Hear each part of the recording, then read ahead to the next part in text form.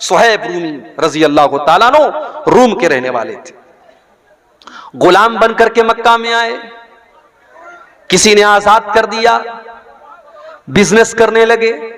अल्लाह ने तिजारत में बरकत रखी है, तिजारत में बरकत है। उलमा कहते हैं कि सबसे बेहतरीन पेशा खेती करना है और खेती करने के बाद सबसे बेहतरीन पेशा तिजारत है। तिजारत में अल्लाह ने बहुत बरकत रखी है। हजरत सुहैब रूमी रजी अल्लाह ताला उन्होंने तिजारत की, बिजनेस किया और अल्लाह ने बरकत दी उनको, बहुत पैसा कमाया उन्होंने। नबी अकरम के ऊपर ईमान लाए, सहाबी हो गए। फिर एक ऐसा मौका आया कि अल्लाह के प्यारे नबी मदीना चले गए। सुहैब रूमी अभी मक्का में ठहरे हुए हैं, उनको अपना कारोबार भी देखना है, अपने घर वालों को भी देखना है। अब क्या हुआ?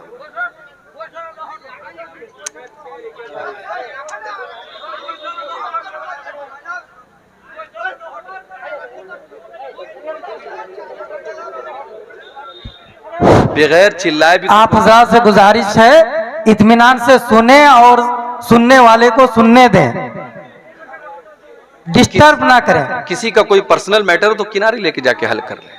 आप लोग इत्मीनान रखें, जैसे सुनना हो सुने, इत्मीनान रखें। सुहैब रूमी रजी अल्लाह ताला अन्हु अपने सारे बिजनेस का सेटअप करते हैं, सारे माल को इकट्ठा करते हैं और तैयारी करते हैं मदीना जाने की।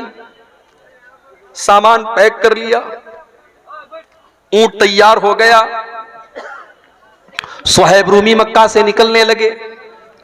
मक्का के काफिरों ने ऊंट की नकेल पकड़ी, कहां जा रहे हो? कहा मैं मदीना जा रहा हूं, यस्रिब जा रहा हूं, अपने नबी के पास जा रहा हूं। मक्का वालों ने कहा सुहैब हम तुम्हें मदीना न जाने देंगे, तुमने सारी जिंदगी मक्का में रह करके पैसा कमाया और आज चाहते हो कि अपनी सारी कमाई लेकर के तुम मदीना चले जाओ। ऐ सुहैब हम कभी ऐसा न होने देंगे। कहा फिर क्या करते हो? कहा मैं हमारे पास बस एक ही ऑप्शन है, तुम अपना सारा माल हमको दे दो, हम तुम्हें मदीना जाने दे देंगे। हो लोगो, माल बड़ी अहम चीज है मगर अल्लाह से बढ़कर के नहीं है, रसूल से बढ़कर के नहीं है। सुहैब रूमी रजी अल्लाह ताला अन्हु ने एक सेकंड भी नहीं लिया फैसला करने में। कहा मक्का वालों अगर ये बात है ले लो मेरा ये सारा माल, सारी जिंदगी की गाड़ी कमाई उनके हवाले कर दिया और खाली हाथ हजरत सुहैब रूमी मदीना चले आए। जब मदीना पहुंचे, फजर की नमाज का टाइम था, अल्लाह के प्यारे नबी नमाज पढ़ा रहे थे। सुहैब रूमी आते हैं और नमाज में शामिल हो जाते हैं। नबी अकरम ने सलाम फेरा, अपने सहाबी पर नजर पड़ी, अल्लाह के नबी खड़े हो गए, अपने सहाबी को गले लगाया। अल्लाह की तरफ से अल्लाह के नबी को बता दिया गया था सारा मामला।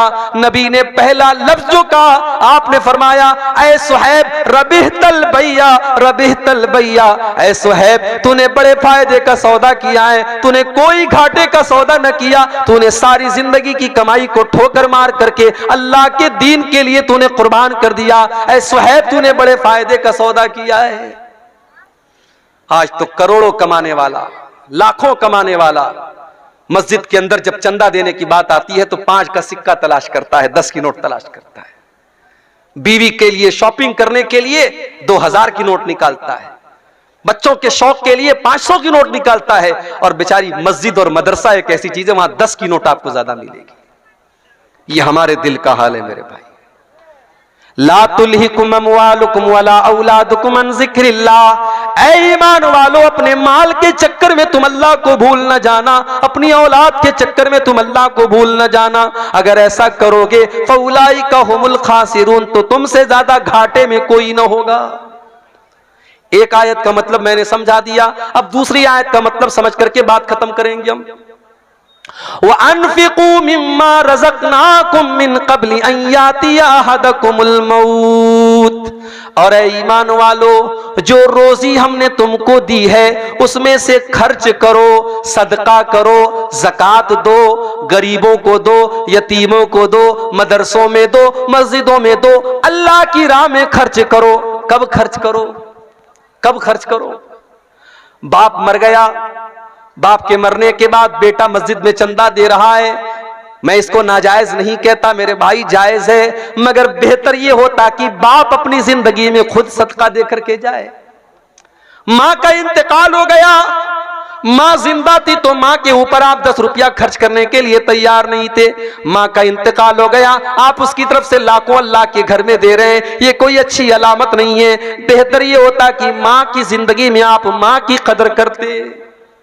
वो अनफिकू मिम्मा रज़क़नाकुम, ऐ ईमान वालो जो रोजी हमने तुमको दी है तुम उसमें से खर्च करो। मिन क़ब्लि अन यातिया अहदकुमुल मौत, मौत के आने से पहले। अब ये मौत कब आएगी कोई नहीं जानता, कोई नहीं जानता कि मौत कब आएगी।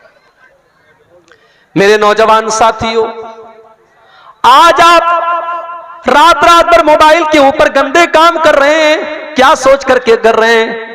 अभी तो जवानी के दिन है, अभी तो जिस्म के अंदर ताकत है। जब बुढ़ापा आएगा तो हम भी नमाजी बन जाएंगे, हम भी दाढ़ी रख लेंगे, हमारे माथे पर भी सजदे का निशान आ जाएगा। मेरे नौजवान साथियों, क्या आप इस बात की गारंटी दे सकते हैं कि आप बुढ़ापे तक जिंदा ही रहेंगे? अरे बुढ़ापा तो बहुत दूर की बात है, बुढ़ापा तो बहुत दूर की बात है। आप तो इस बात की गारंटी भी नहीं दे सकते कि कल की सुबह का सूरज आप देखेंगे। हमारे बड़े अच्छे दोस्त थे, नौजवान आलिम दीन थे, बिहार और झारखंड में हम लोगों ने साथ में प्रोग्राम भी किया था। हमारे उत्तर प्रदेश के रहने वाले थे मौलाना अब्दुल रहमान साजिद सल्फी, हमारे बनारस से जामिया सल्फिया से उन्होंने पढ़ाई भी की थी। मुंबई के अंदर कुर्ला में एक मस्जिद के इमाम थे, बहुत अच्छे मुकर्रिर थे और बहुत अच्छे इंसान थे, खूबसूरत भी थे, खूबसीरत भी थे। अभी पिछले हफ्ते की खबर है, मौलाना अब्दुल रहमान साहब एक प्रोग्राम में पूना जाते हैं, वहां पे तकरीर करते हैं अल्लाह ताला की तौहीद के बारे में, उसके हुकूक के बारे में। तकरीर करने के बाद रात ही में वो मुंबई के लिए चलने लगते हैं, क्योंकि वो एक मस्जिद के इमाम हैं और मस्जिद की कमेटी ने यह कह करके रखा है कि आपको हर हाल में फजर की नमाज में रहना है। ओ लोगों, मौलवी कोई रोबोट तो नहीं होता, मौलवी कोई मशीन तो नहीं होता, उसके पास भी तो जरूरतें हो सकती हैं, उसके पास भी तो मजबूरियां हो सकती हैं। तुमने मौलवियों को मशीन समझना क्यों शुरू कर दिया है? बंद कर दो मौलवियों को मशीन समझना। मदरसों में पढ़ाने वाले मौलवियों को आपने 5-5 हजार रुपए की तनख्वाह पर रखा। अरे 5 हजार की तो लोग चाय और पान खा जाते हैं, पी जाते हैं। 5 हजार में वो मौलवी किस तरीके से अपने बच्चों का पेट पालेगा, कभी आपने सोचा? वो बेचारा 10 साल तक मदरसे की पतली दाल पी करके और बगैर छिला हुआ आलू खा करके उसने मदरसे में पढ़ाई की, लोगों के दरवाजों पर भिखारी बन करके जागीर का खाना उसने खाया, और आज जब वो आलिम दीन बन करके आया, आपने 5 हजार में और 7 हजार में उसको मस्जिद का इमाम बनाया। शर्म आनी चाहिए। मस्जिद के इमाम से ज्यादा तो मोहल्ले में झाड़ू लगाने वाले की और सफाई करने वाले की तनख्वाह है। शर्म आनी चाहिए। और उसके बाद इतनी पाबंदी है कि साहब पूरा मोहल्ला मस्जिद में नजर ना आए। अगर इमाम बेचारा किसी दिन फजर में नहीं आया, मौलवी साहब आप फजर में नजर नहीं आए, पूरा एक एक नमाजी जब तक पूछ न ले और तहकीकात न कर ले तब तक मौलवी को नहीं छोड़ेगा। उसके पास भी तो जरूरतें हो सकती हैं मेरे भाई। और एक बहुत बड़ा फितना यह भी है, आपने इमाम साहब के लिए कमरा बनवाया, बड़ा एहसान किया, बड़े एहसान के साथ लोग कहते हैं हमारे यहां इमाम साहब के लिए कमरे का भी इंतजाम है। कैसा कमरा है? छोटी सी कोठरी है, बेचारा इमाम सर एक दीवार में उसका टकरा रहा है तो पैर दूसरी दीवार में टकरा रहा है। इतना बड़ा कमरा होता है इमाम साहब का कि वो मुर्गी का दरबा भी उससे बड़ा होता है। वो बेचारा फैमिली लेके नहीं रह सकता। उसकी बीवी बेचारी जिंदगी भर शादीशुदा होने के बाद भी अपने शौहर से दूर रहे। ओ लोगों, तुमने इन मौलवियों की जिंदगी को ऐसा क्यों बना दिया? मदरसों में पढ़ाने वाले टीचरों के लिए आपने फैमिली क्वार्टर का इंतजाम क्यों न किया? कल अगर उस मौलवी के कदम बहके, उस इमाम के कदम बहके, उस खतीब के कदम बहके, उस टीचर के कदम बहके, वो तो गुनहगार होगा ही होगा। हम और आप भी कम गुनहगार न होंगे। हमने उनको अपनी फैमिली से दूर करके बहुत बड़ी आजमाइश में डाला है। यहां पे बहुत सारी मस्जिदों के जिम्मेदार भी होंगे, मदरसों के जिम्मेदार भी होंगे। मैं अल्लाह का वास्ता देकर के आपसे कहता हूं कि आप अपने इदारे में पढ़ाने वाले टीचरों के लिए ऐसी जगहों का इंतजाम करिए कि वो फैमिली के साथ रहे। आप मस्जिदों के इमामों के लिए फैमिली क्वार्टर का इंतजाम कीजिए। आपको अगर अपने बीवी बच्चों के साथ रहने का हक है तो उस मौलवी को भी पूरा पूरा हक है मेरे भाई। सरकारी टीचर मर जाए, उसकी बीवी को सरकारी नौकरी मिल जाती है।